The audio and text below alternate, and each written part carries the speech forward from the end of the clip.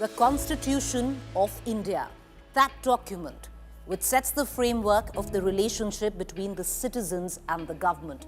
The most important purpose of a constitution is to draw a limit on the powers of the government by outlining a framework within which the government must function. India's constitution has been the cornerstone of the nation for 70 years now. Yet, its significance has never been more emphasized than it is today.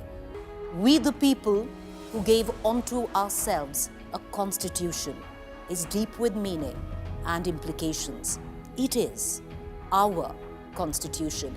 It's a mirror that reflects the nation's aspirations and a blueprint for building a better tomorrow. I'm Preeti Choudhry, and I am indeed honored to be your guide on this journey that details, explains, contextualizes the constitution of our country. We, the people of India, have solemnly resolved to constitute India into a sovereign, democratic republic, and to secure to all its citizens justice, social, economic, political, and equality of status and opportunity. I adopt, enact, and give ourselves this constitution.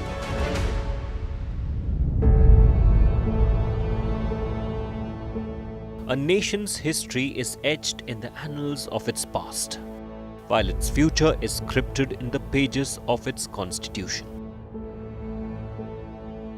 The creation of this sacred document is a labor of love, requiring years of dedication and perseverance. The Constitution is a beacon of hope, illuminated by the courage of visionaries who shaped its words.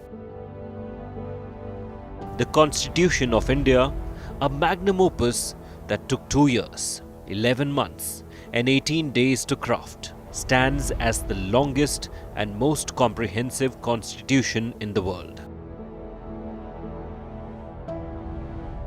In our time, the framers of this document hoped that it would remain a guiding light, a constant source of inspiration, and a testament to the power of democracy, forever relevant and useful to generations to come. When you have a country that is in a phase of independence and self-governance, you have to have some fundamental rules that have to say to the people, and the people have to say to themselves that this is how we will govern ourselves. This is a democracy. Democracy is by the people, for the people, of the people. And therefore, there has to be a fundamental, basic document, which is the Constitution. And that Constitution tells people that this is your aspiration in letter and spirit.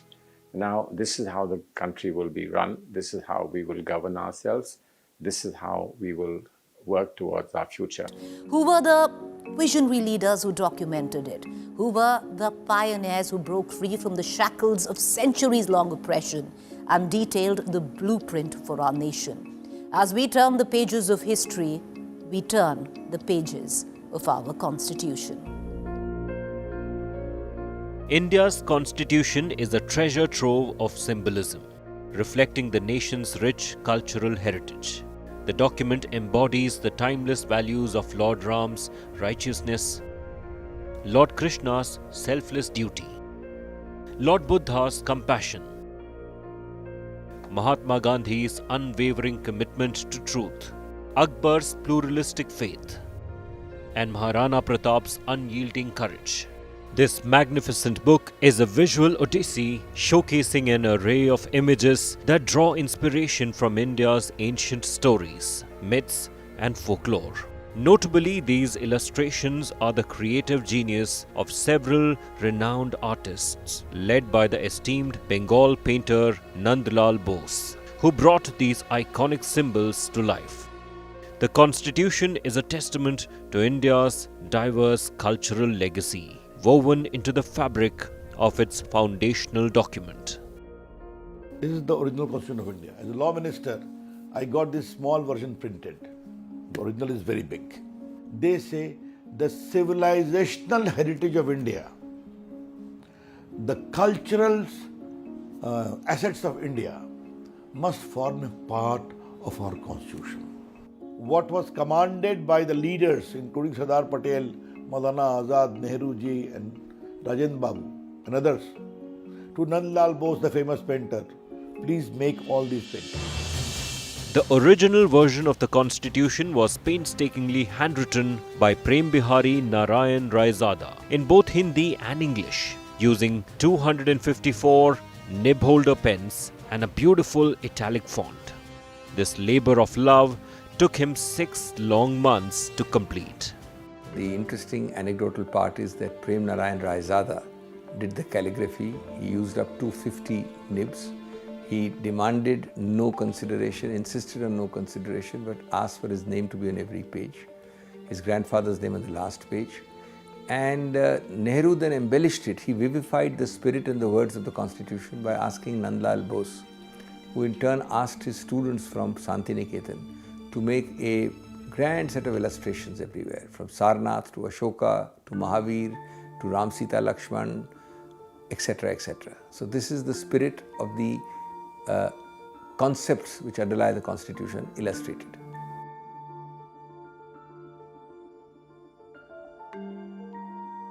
The world's largest democracy, India's journey to creating its constitution was a prolonged and an arduous one.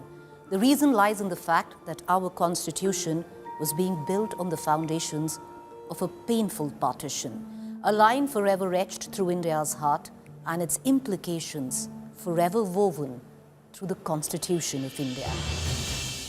As we delve into the Constitution of India, we find ourselves transported back to 1946, a pivotal year in the history of Indian democracy, when the promise of freedom began to dawn on the Indian horizon.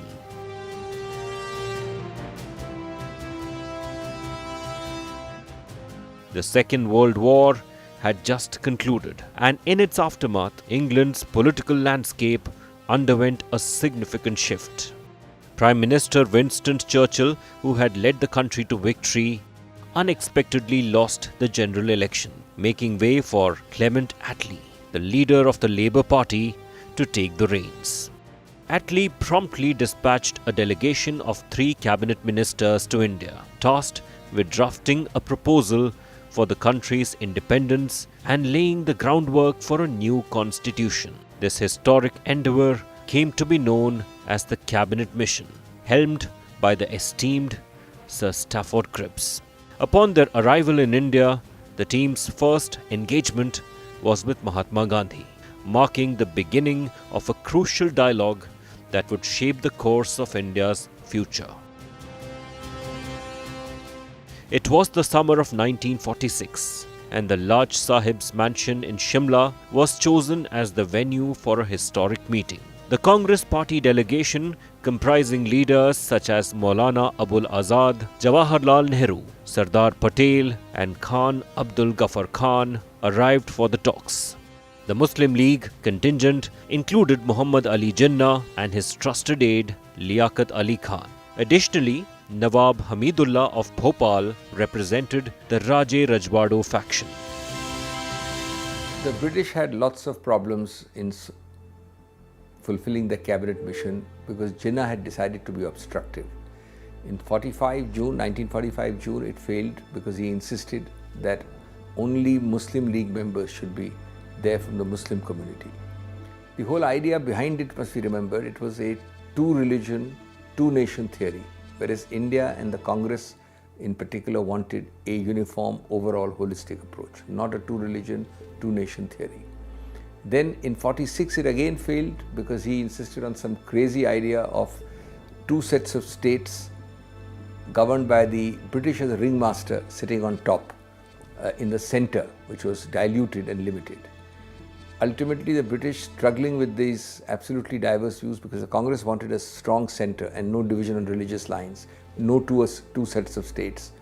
The British largely agreed with the Congress suggestion and gave their mission plan without partition, rejecting Jinnah's partition approach, rejecting very weak center and rejecting 2 sets of states, one Muslim dominated, one central dominated, with themselves the ringmaster. So ultimately, a broad federation of the lines which came later was accepted by the British. The British had long employed the policy of divide and rule in India. As a result, it was concluded on May the 16th, 1946, that there would be two separate constitutions, one for the Hindus and one for Muslims. They thought it advantageous to pit one community against the other, that is the Hindus and the Muslims. Because by that time the division had already come into existence. Muhammad Ali Jinnah was pursuing his line, his politics with the Muslim League, and on this side was the Congress party. So that division was very clear. In fact, there was a division between the Hindus and the Muslims. Although Congress had a lot of Muslims and Congress never subscribed to that idea of a two-nation theory, but Jinnah pursued that line. And of course we can say that the Britishers, they encouraged this because that suited them. The cabinet mission came to India with three objectives. First, to bring political parties and monarchs to a consensus on forming the constitution. Second, to form a committee to draft the constitution. And third, to establish an autonomous government with representation from all political parties. But Jinnah had all the plans to destroy the dream of an independent India.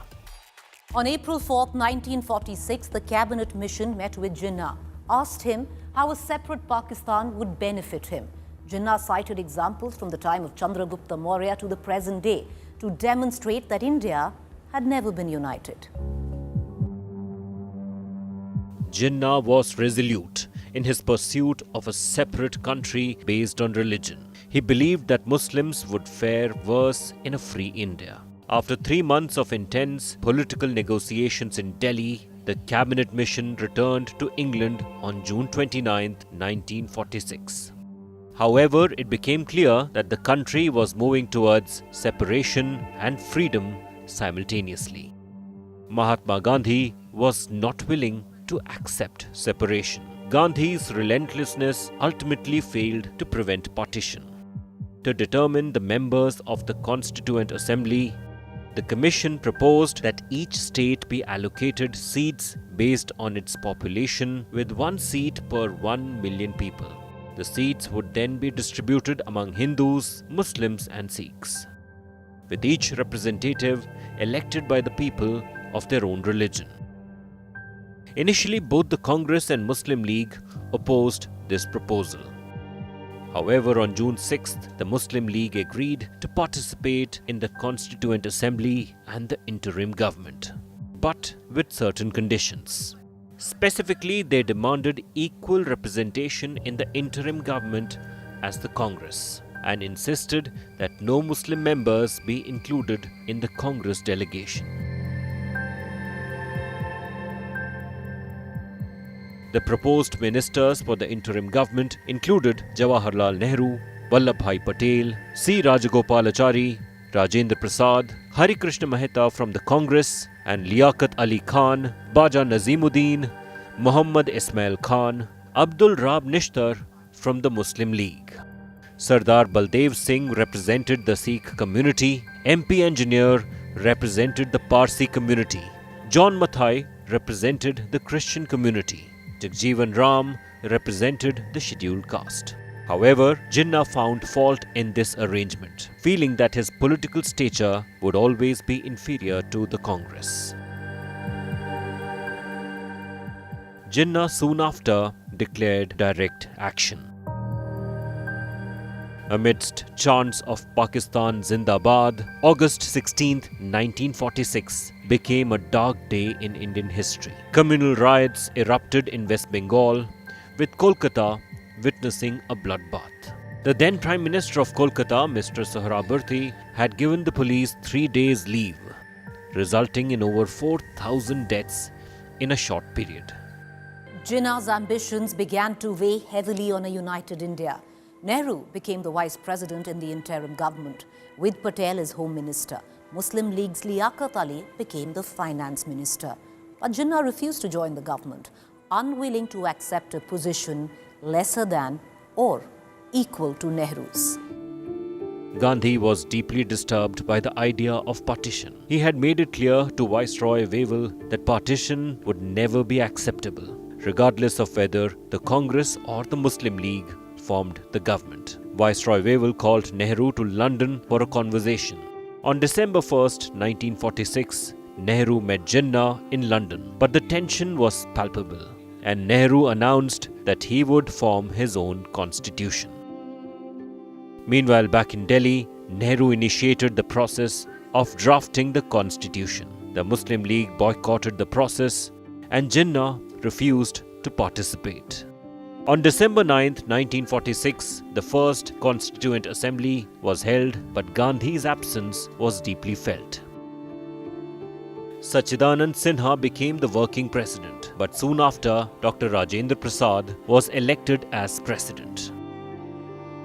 Just 4 days later, Nehru proposed the objective resolution of the Constitution, outlining a pathway to a nation where every citizen would have equal value in India's democracy. Nehru had drawn a roadmap for the Constitution, but Jinnah rejected the constitutional meet the very next day, on December 14th, citing the weak strength of Muslims as a hindrance to India's democracy.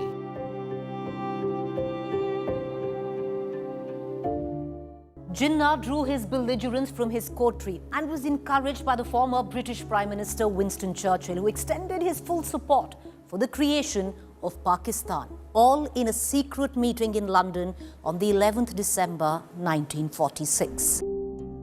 Despite Jinnah's absence, the Constitution Committee's meeting began with Dr. Rajendra Prasad as the chairman of the Constituent Assembly, known for his wisdom and unbiased leadership. Under his guidance, India's Constituent Assembly remained free from biases based on caste, creed, religion, gender and language. Nehru's proposal seemed threatening to India's monarchs, who feared for their existence once the British left. Amidst the chaos, Britain's Prime Minister Attlee appointed Lord Mountbatten as the new Viceroy to India. On March 22, 1947, Lord Mountbatten arrived in Delhi with his 2 aircraft. 9 days later, he met Gandhi. Gandhi, who was in a lighter mood, showed willingness to settle. Now, in that meeting, Gandhi made a surprising proposal that Jinnah could form and run the government as he wished. Mountbatten was taken aback, wondering how Jinnah would react. Gandhi replied with a grin. Jinnah will say, "Oh, the same old betraying Gandhi." Before meeting the Viceroy, Gandhi had discussed his proposal with Nehru and Patel, but both leaders rejected it. Gandhi felt that no one was listening to him anymore, but he continued to fight for his beliefs. He ensured that Dalits, especially Ambedkar, were represented in the interim government. Equality had to be in substance. We had to see and feel equality. And therefore, everyone focused on Ambedkar Sahab, and the choice was both in terms of what he represented, what his life, his whole life mission was, but also the fact that he was a very, very profound intellectual, that he was an extremely competent intellectual person, but with very strong commitments to a casteless society. So starting from a caste platform, moving forward towards a classless society is what the Constitution actually was to provide. And that was personified, I believe, in the personality of Bhimrao Ambedkar ji. On June 3, 1947, Viceroy Mountbatten announced that India would be divided. The Constituent Assembly then drafted a constitution for the newly independent nation, where communal violence was rampant. Language could incite violence, and countless castes coexisted. On the 14th of August 1947, the Constituent Assembly met, marking a historic moment in India's history. Instead of the Union Jack, the Indian tricolour waved in the sky. At the stroke of the midnight hour, when the world sleeps, India will awake to life and freedom. The price of freedom was high, paid with the blood of our people, their noble sacrifice for the want of a free, independent nation. Now the process began of enshrining that sacrifice through a document that would endure time and protect the sacred fabric of this country, preserving the ethos of this wonderful nation. The question now, how did the fundamental rights of every citizen get discussed and enshrined in the Constitution? We, the people of India, having solemnly resolved to constitute India into a sovereign, socialist, secular, democratic republic and to secure to all its citizens justice, social, economic and political liberty of thought, expression, belief, faith and worship, equality of status and of opportunity, and to promote among them all fraternity, assuring the dignity of the individual and the unity and integrity of the nation. In our Constituent Assembly, this 26th day of November 1949, do hereby adopt, enact and give to ourselves this Constitution. India adopted its Constitution on November 26, 1949. It took almost 3 years of legal, social, political, economic and emotional considerations to bring this Constitution to life. The new India was ready to meet its destiny, guided by this Constitution, with the Preamble serving as a beacon for the country's future. The Preamble is the spirit, the indispensable and indivisible part of the Constitution. Our best known judgment has so held it. It is the soaring high flight of the Constitution right at the beginning.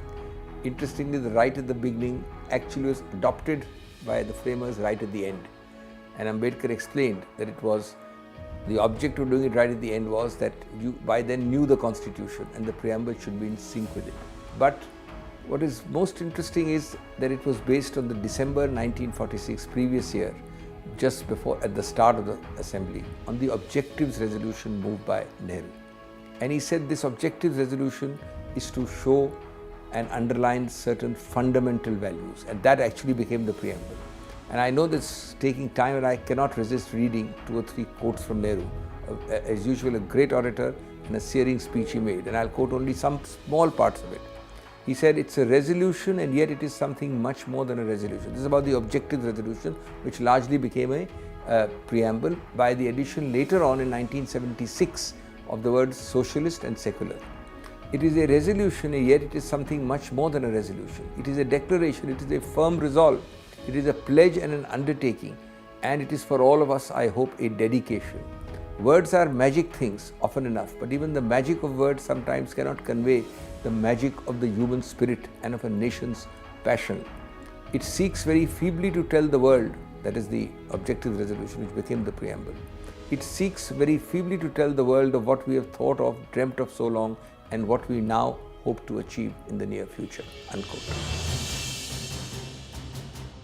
The beginning of the Preamble, We the People of India, was inspired by Gandhi's freedom movement.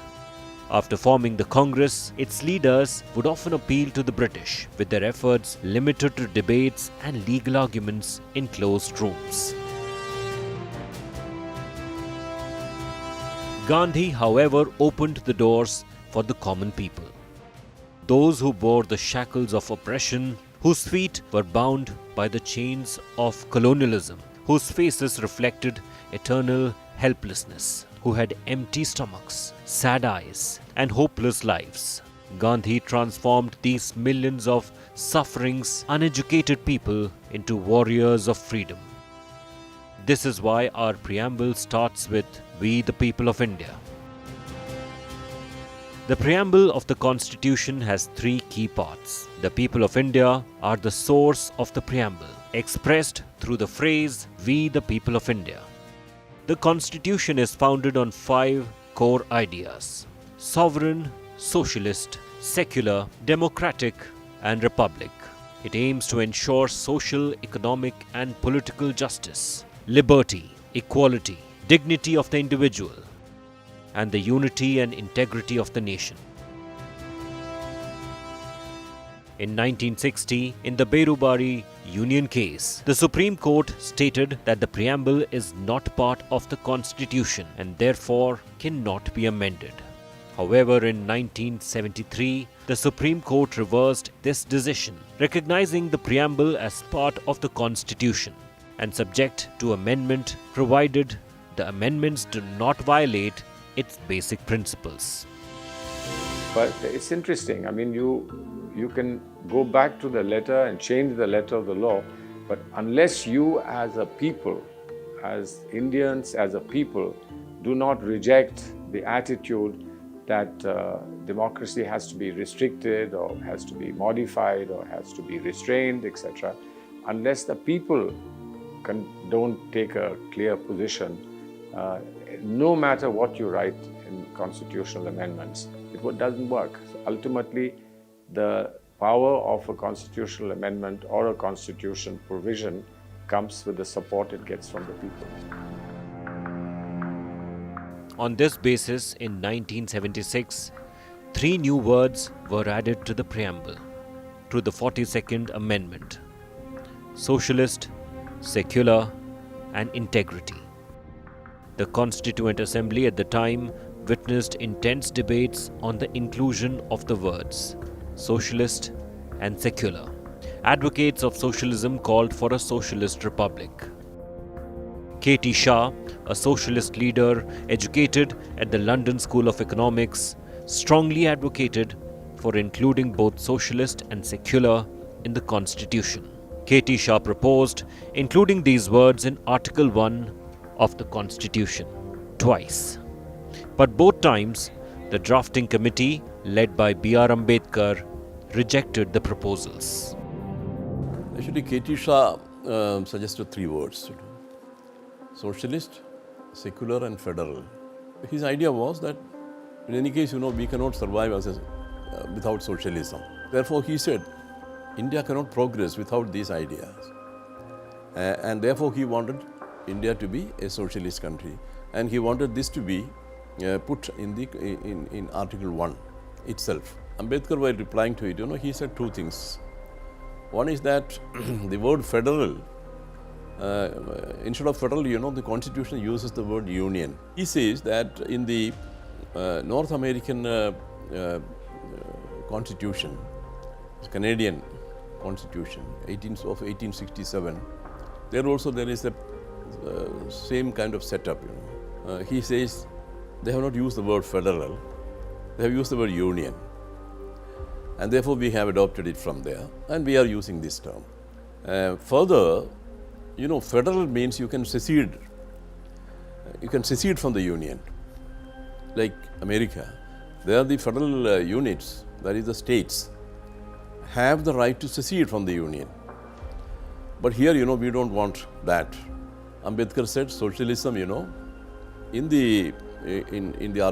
Article 1, that is not necessary. It is contained in the Constitution, in the directive principles of state policy. Now, about secularism, he didn't say anything. In his reply, he did not mention secularism at all.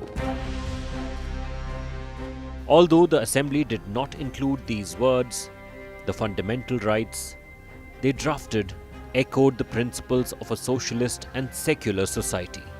On August 20th, 1947, during a meeting of the Constitutional Council, Sir Benegal Narsingh Rao, a prominent constitutional scholar, presented a proposal.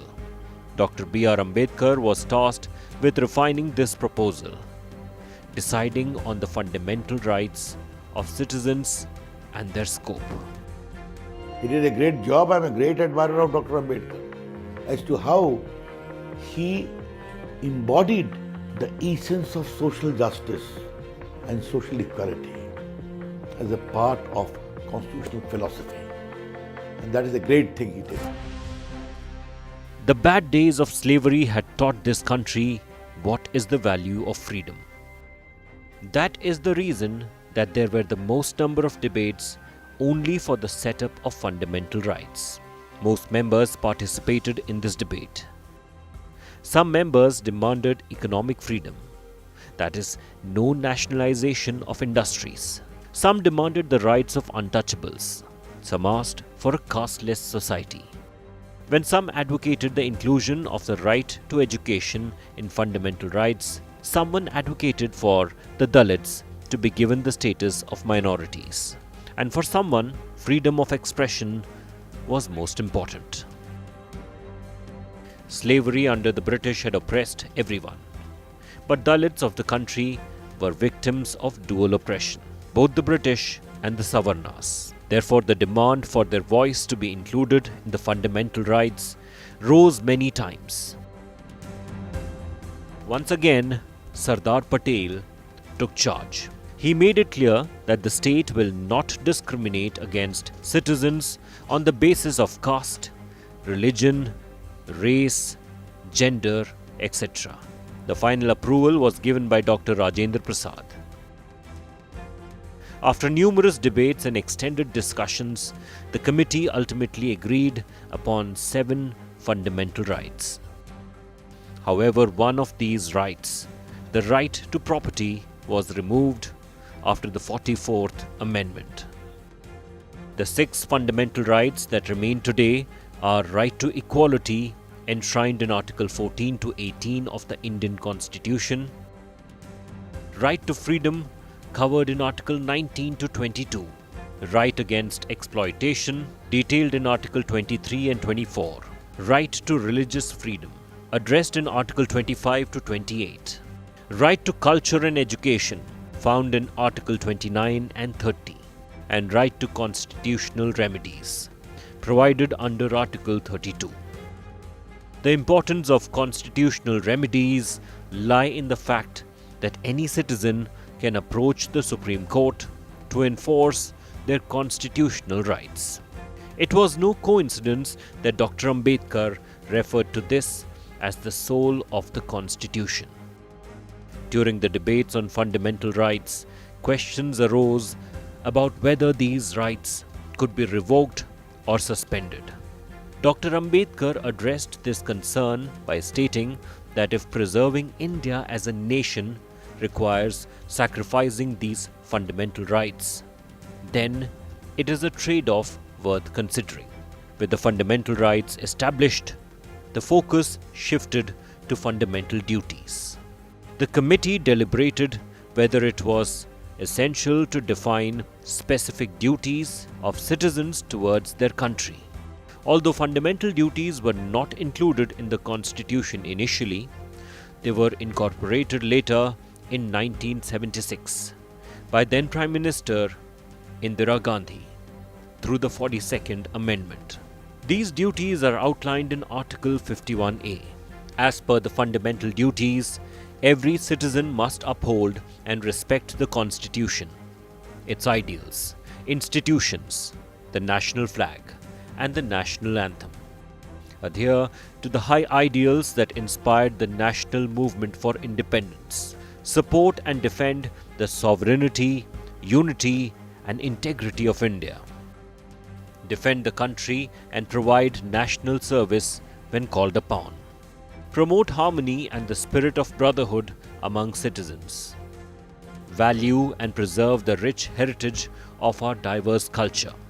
Protect and improve the natural environment. Develop a scientific temper, humanism, and spirit of inquiry and reform.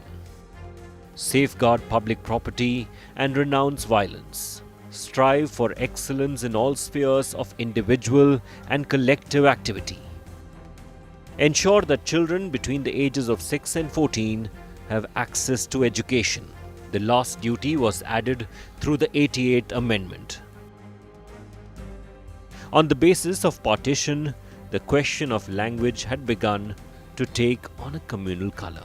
Members like Seth Govindas even said that supporters of Hindi are not communal, but supporters of Urdu are communal. Many Hindi-speaking members wanted to make Hindi Sanskrit free, which was opposed by Muslim members like Hafizur Rahman and Qazi Saeed Karimuddin. The same language debate continued over which language should be used for numbers, Hindi or English. Finally, on November 14, 1949, it was decided that the capital language of India would be Hindi. At the same time, 22 languages were rightfully recognized. Numbers would be written in English, that is international calculation. But English would be used officially for 15 years, till Hindi becomes useful enough. The consensus was in favor of Hindi being the national language with the Devanagari script, but at the same time, English should be continued for some time. That's it. Till Hindi is able to deal with all the issues relating to the governance and other things, important issues. For example, the terminology, medical terminology, engineering, and professional field. Whether Hindi will be able to adequately express these things. Despite not being part of the Constitutional Assembly, Gandhi's influence was profound. The Assembly agreed on a 10-year period of protection for Dalits to foster equality. However, Ambedkar insisted on a clear reservation process for Dalits in government jobs, in legislative bodies, and even in ministerial positions. Despite discussions about constitutional changes, a significant faction opposed reservations. The caste system had hollowed out Hindu society from within.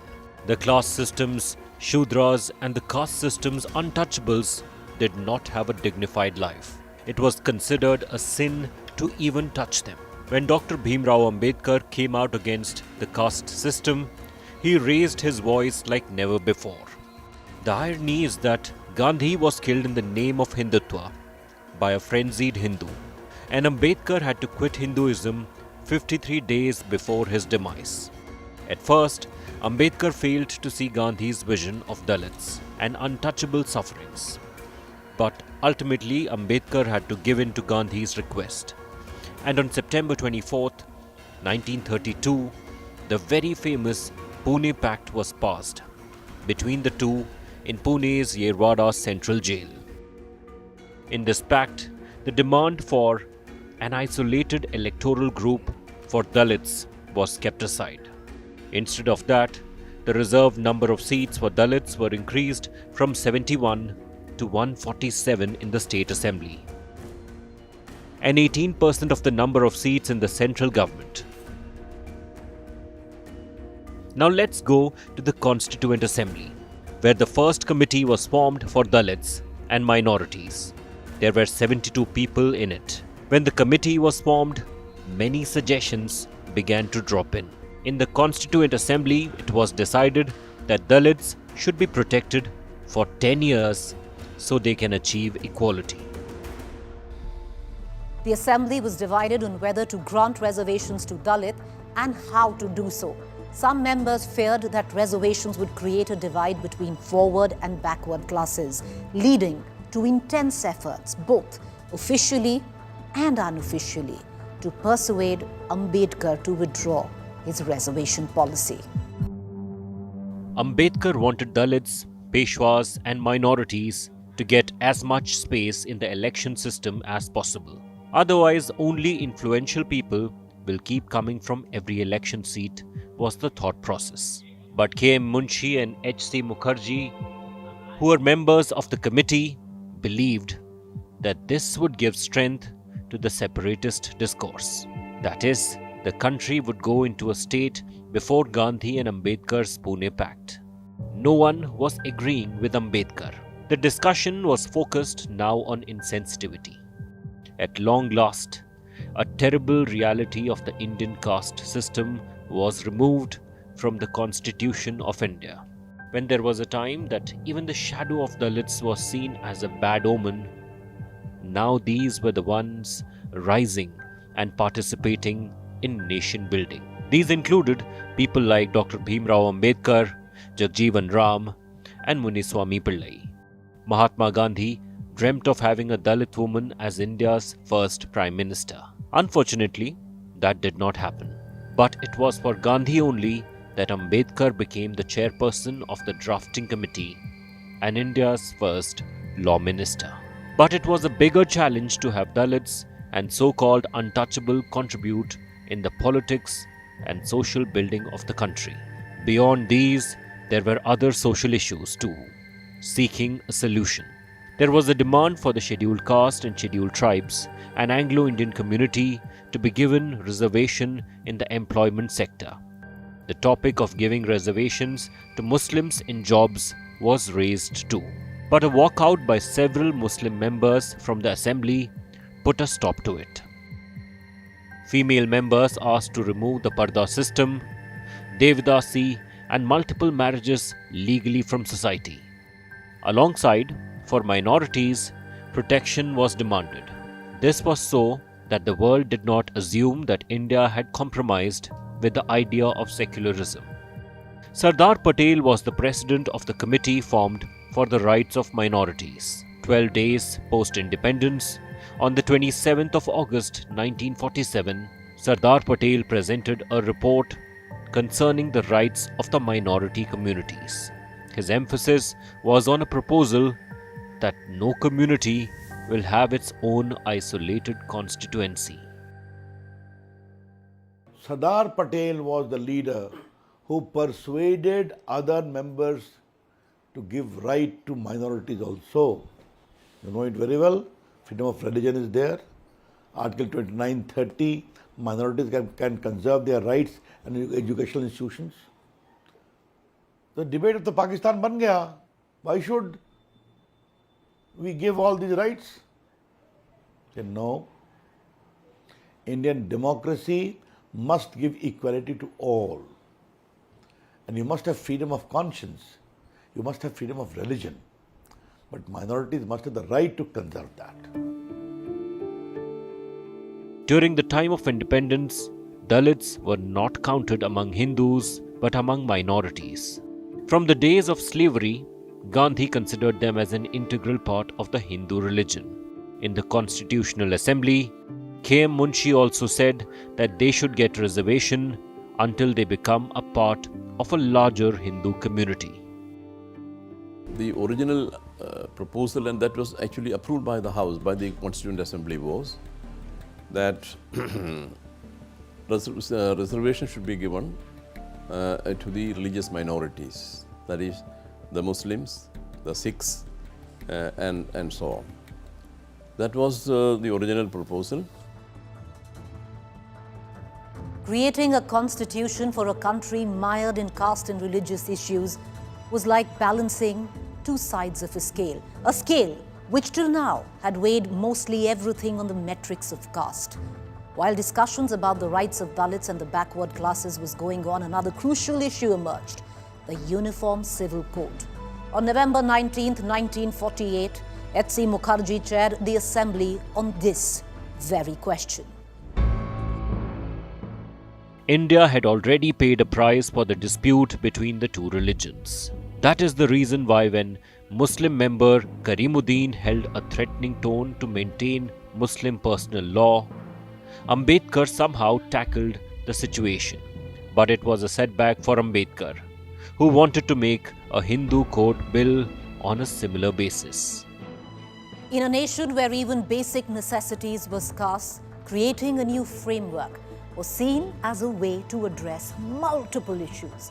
While tackling various serious matters such as land ownership was challenging, the enthusiasm of Sardar Patel and Jawaharlal Nehru helped prevent major conflicts, and the Uniform Civil Code was a contentious issue, even then, with different religions and tribes following their own code. When monarchs of the country felt a threat posed to their landholdings, they asked for compensation, and that became a reason for yet another rumble in the assembly. Socialist leaders then also asked, what if someday farmers were to give away their lands? Won't they get any compensation? This question was so complex, we can guess it from the fact that when Jawaharlal Nehru brought the first constitutional amendment, On May the 16th, 1951, it was on the issue of land. The other big question, what would be the political governance system of the country be? For this, many governance mechanisms were consulted and observed. Some members wanted proportional representation like Ireland.